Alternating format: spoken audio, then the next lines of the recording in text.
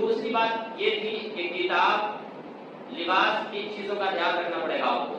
بہت سے ایک تو نہیں کتابیں ہیں تو اکثر بچوں کے پاس، لیکن جب وہ پڑھنے آتے ہیں یا تو گھر چھوڑ کے آتے ہیں یا یہی پڑھ لیا یہی رکھ دیا گم کر دیا، تو اس کا بھی دھیان آپ کو رکھنا پڑے گا۔ اس پر بھی ہم اپنی طرف سے کوئی زور نہیں ڈال سکتے۔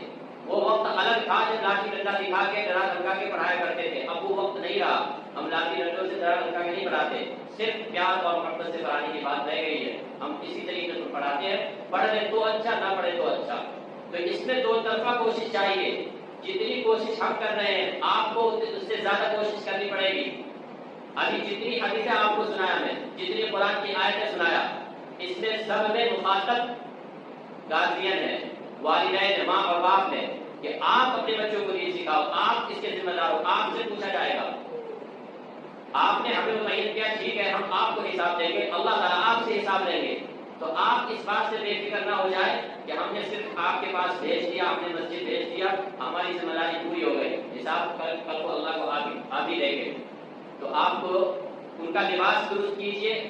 بچے بال بھی الٹا سلٹا کاٹتے، لاکھ سمجھانے کے باوجود ادھر کٹ لگا دیا، ادھر کٹ لگا دیا، وہ کٹورا کا پیچھے پورا ٹکلا ہو گیا، اوپر بال رکھا ہوا ہے۔ حدیث آپ پڑھیے، حدیث میں اسی طرح کے بالکل جس کو کٹورا کٹ کہتے ہیں، لعنت اللہ کے رسول نے دی، اس پر لعنت برستی رہتی ہے جب اس طرح کے بال کٹا کے آتے ہیں۔ تو آپ کیوں اپنے بچوں کا ایسا بال بناتے ہیں؟